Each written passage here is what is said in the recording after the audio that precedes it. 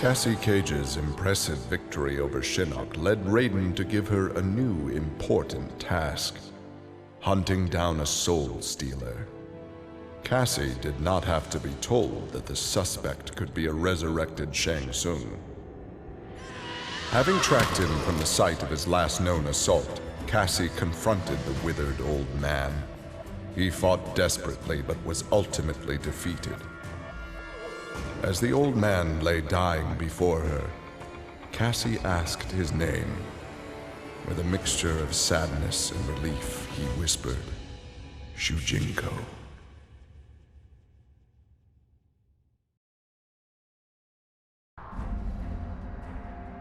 Di'Vora's ultimate plan was not to destroy Shinnok, but to enslave him.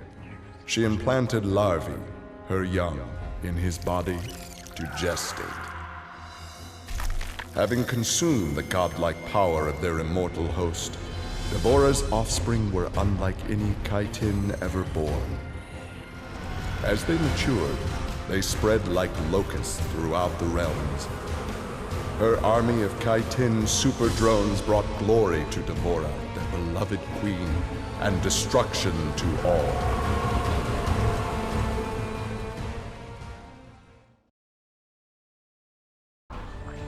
Alone once more, Ermac searched the labyrinthine corridors of Shao Kahn's old fortress, searching for the source of a faint voice calling to him. Suddenly, a wisp of dust brushed his chest, wrenching free one of his many souls. The dust took the form of a man who began to consume soul after soul.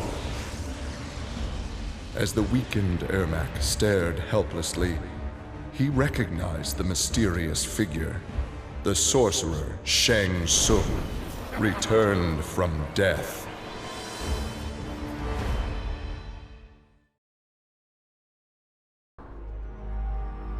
Nearly 150 years ago, Erron Black had been hired by Shang Tsung to assassinate an Earthrealm warrior. In return, Shang had slowed Black's aging process. He could therefore afford to be patient. If an employer wanted someone dead, they would be in time. A team of young Earthrealm warriors had caused Erron Black's current employer, Kotal Khan, much inconvenience. With the patience of a viper, Black eliminated them all.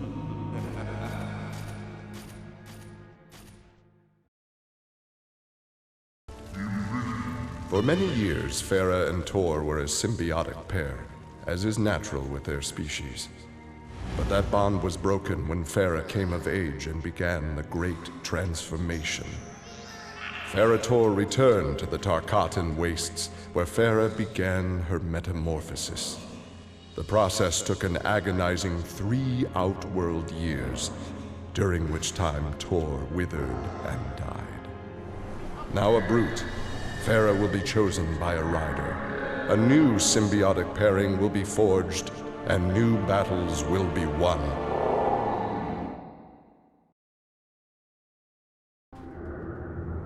The Shokan had become outcasts for refusing to aid either side in the Outworld Civil War.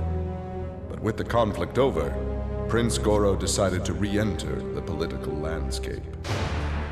Kotal Khan's armies were weak from years of battle. Melina's rebels were scattered. It was an easy matter for the Shokan to seize control. The newly crowned Emperor Goro had his rivals exterminated. No Aztec, Kaitin, Edenian, or Tarkatan would usurp his throne.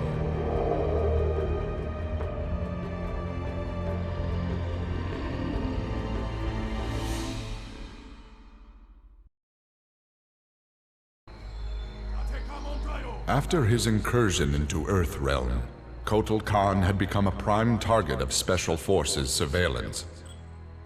Jacqui Briggs was assigned to monitor his activity.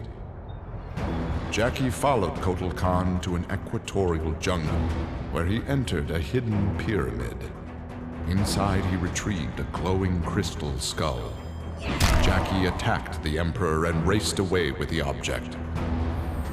Jacqui was praised for her work, but couldn't help thinking her interference was what Kotal Khan had wanted all along.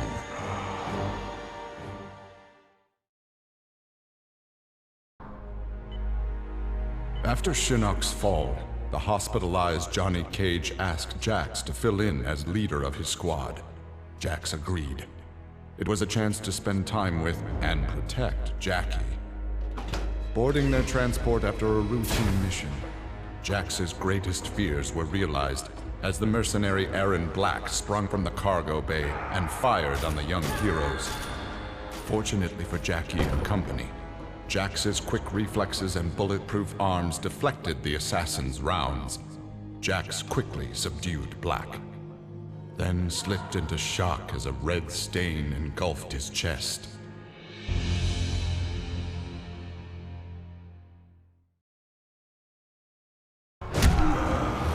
Johnny Cage's life had turned out to be stranger than any science fiction film, but he knew the final scene was approaching. With Raiden's direction, Johnny was able to sail to Shang Tsung's abandoned island fortress, where his adventure had begun, to contemplate his future. Amid the rubble, Johnny found an ancient tome. Its pages revealed that Shang Tsung had unraveled the secret to Edenian long life. Johnny Cage's retirement would have to wait.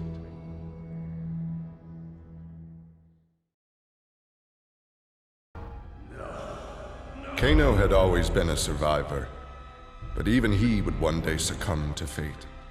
His ideals of ruthless terror would die with him, unless he could pass on his methods to a new generation.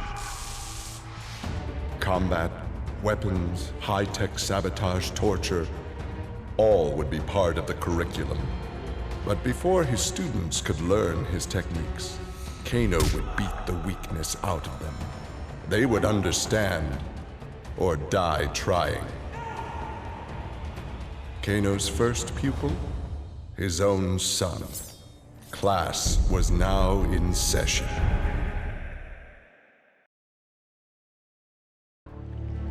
Having defeated Shinnok, Quan Chi joined Takeda on his quest to avenge his mother Su Qin's murder.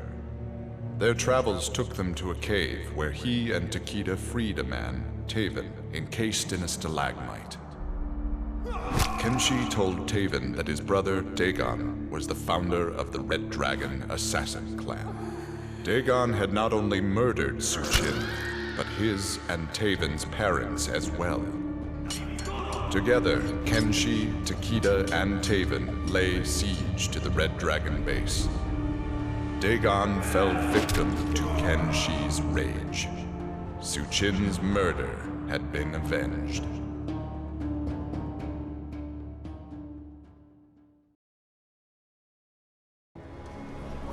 Kitana found herself walking the streets of a magnificent, shining city. This was Edenia, a realm freed from Outworld, and Kitana was its beautiful queen. This was the timeline unaltered by Raiden. Earthrealm had been destroyed by Shao Kahn, but Kitana had survived Armageddon and united the other realms to destroy him. Long-lasting peace was the result. Kitana awoke from this vision to find herself in the Nether Realm. She was not the queen of Edenia, but a revenant of hell, and she hated Raiden for it.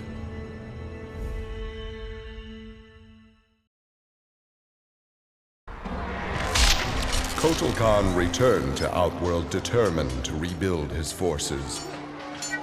But Raiden defeated him in a surprise attack and claimed dominion over Outworld. Desperate, the Emperor called upon the Elder Gods to aid in preserving his sovereignty. They granted his request, invoking the most sacred of contests. Now, once every decade, Kotal Khan must enlist his greatest defenders to face Raiden's challengers in mortal combat.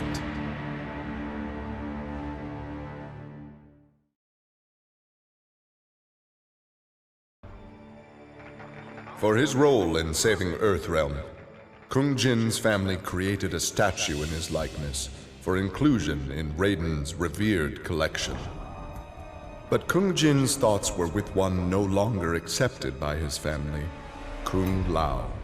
Kung Jin set out to locate his cousin and found him in the Nether Realm. Raiden believed Kung Lao's tortured soul was forever trapped without Quan Chi's magic to free him. But Kung Jin knew the Shaolin was stronger than any sorcerer's spell. He vowed to help Kung Lao fight off the evil that had remade him.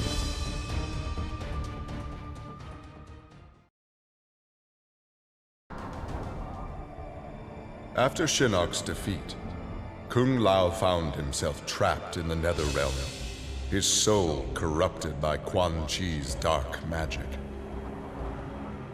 There he would have remained but for the aid of his cousin Kung Jin.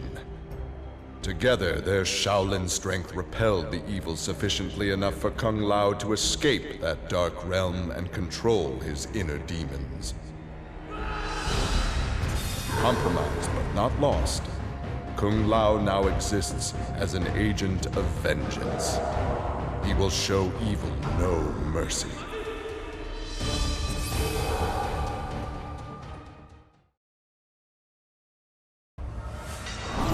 With Shinnok defeated, Liu Kang explored the Nether Realm, a world that, without Shinnok's controlling power, had descended into chaos. Liu Kang was no sorcerer or elder god, but his fighting skill was more than enough to beat NetherRealm's demons into submission. Liu Kang realized that NetherRealm was his for the taking, and that ruling appealed to him. He would assume Shinnok's throne and ponder the conquering of other realms.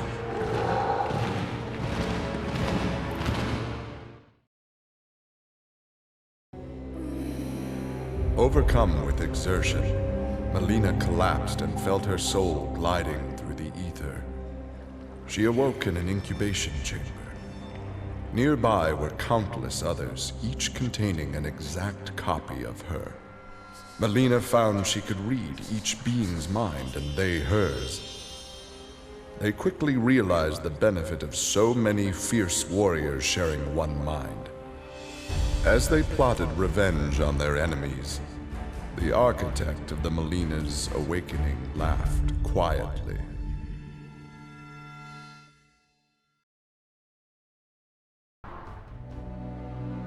Quan Chi had long been a servant of Shinnok. His role in freeing him from imprisonment had not gone unnoticed by the Elder Gods. Shinnok was no longer a threat, but Quan Chi's actions had given rise to a new power. After much deliberation, the Elder Gods contrived a plan to rebalance this power before it grew further. Free will was burned from Quan Chi's soul and replaced with a single directive. He must kill Raiden.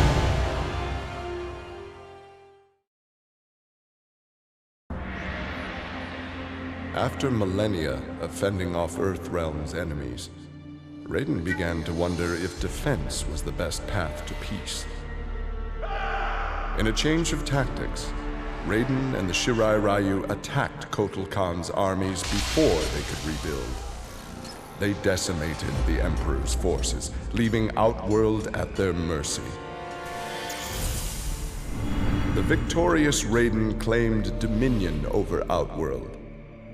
The first of many threats to Earthrealm had been removed.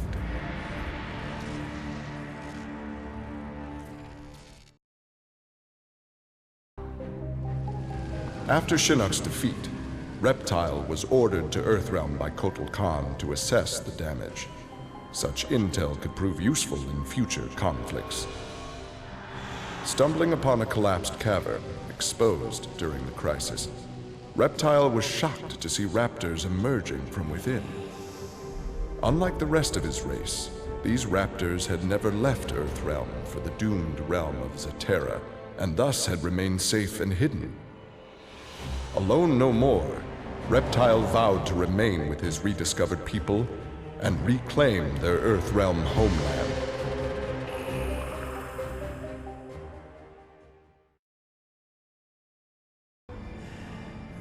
Remorse for his role in resurrecting Shinnok weighed heavily upon Scorpion's soul.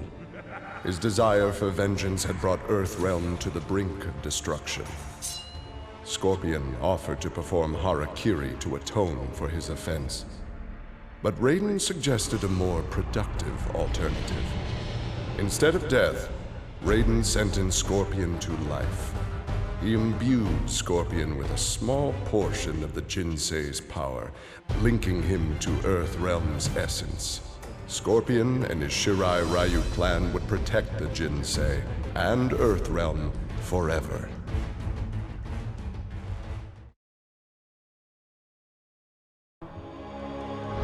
Earthrealm belonged to Shinnok. It became the staging area from which he would finish his war on the Elder Gods, which began eons ago. The Elder Gods had lied to the denizens of the realms. They were not individual beings, but merely parts of a greater collective known as the One Being. Shinnok would merge the realms and awaken him. Whole once more, the One Being devoured the Elder Gods. Shinnok watched with satisfaction. This reality had finally come to an end.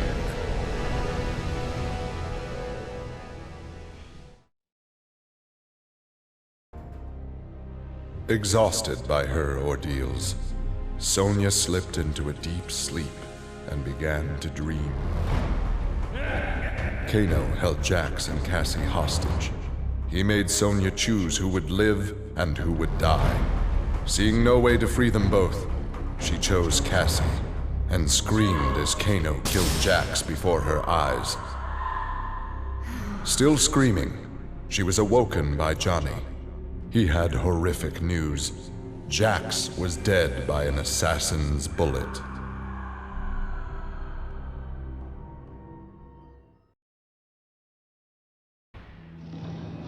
Grandmaster Sub-Ziro knew his Lin Kuei clan would need more than martial arts to stave off future threats to Earthrealm. In the frozen reaches of Outworld, he found the answer. A female frost dragon with a clutch of eggs. With his ability to freeze, Sub-Ziro hatched the Dragonlings.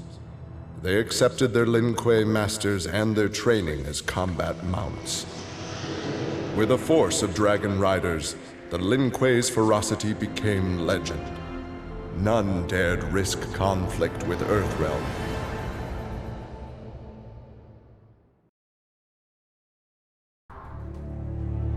With Shinnok defeated, Takeda and his father set out to find his mother's killer, a member of the Red Dragon clan.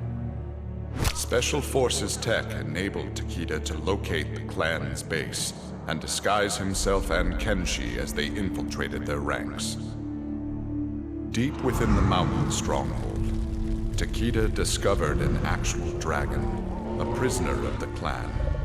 The creature used its magic to divine the murderer's name, then transport Takeda and Kenshi to a faraway cave. There they discovered a man encased in a stalagmite. The dragon had said this man would also have reason to confront Su Qin's killer. Takeda began to free him,